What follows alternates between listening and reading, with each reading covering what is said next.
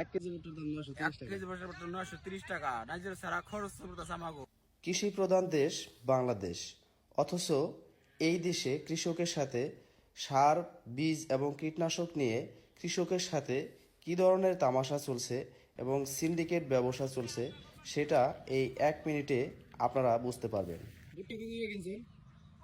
ভুট্টা 930 টাকা করে আনছি। জিনিসের দাম বেশি, ফলন কম কম হয় এখন বর্তমানে, সেই জন্য আমরা ফলনের দাম পাই না। মানিকগঞ্জে এখন ভুট্টা লাগানোর মৌসুম চলছে।